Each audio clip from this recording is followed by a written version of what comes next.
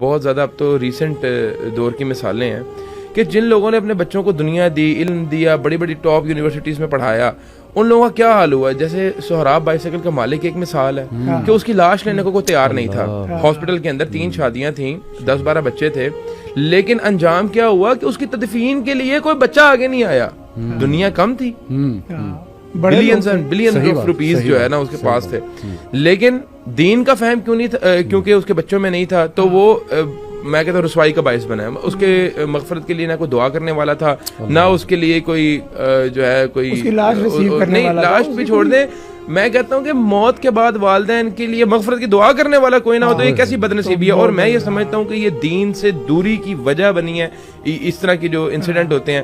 پھر آج کل جو آج کل کا دور ہے، آپ کا میرا خیال ہے کبھی زندگی کے اندر شاید اولڈ ایج ہومز میں جانا ہوا ہے یا نہیں ہوا.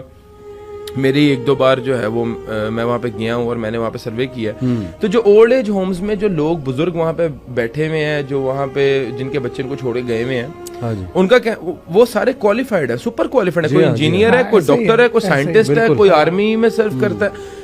وہ کہتے ہیں یار ہم نے اپنے بچوں کو دنیا دی، اور وہ کہتے ہیں یار کاش ہم اپنے بچوں کو دین کا علم بھی دے دیتے.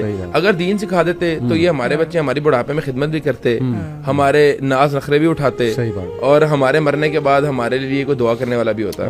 تو میں یہ کہتا ہوں بچوں کو دنیا جتنی مرضی دے دو، ہارورڈ، آکسفورڈ، کیمبرج، جہاں مرضی ان کو تعلیم دے دو، جہاں جو ان سی مرضی لٹریچر پڑھا دو، جب تک ان کو دین نہیں دو گے تو یہ بچہ آپ کا ہاتھ پکڑ کے اولڈ ایج میں چھوڑے گا. مجھے ایک بات یاد آئی، ایجوکیشن کی ہم بات کر رہے ہیں نا، تو ایجوکیشن کی جو ڈیفینیشن ہے نا، as per definition education is the transferring of culture and your values to the next generation. Exactly. میں اکثر پیرنٹس کہتا ہوں اگر آپ کا بچہ آئی وی لیگ چلا گیا کسی یونیورسٹی میں اور وہ پی ایچ ڈی بھی کر کے آ گیا نا، لیکن his culture is last, his values is last, تو میرے نزدیک وہ ان پڑھ ہے.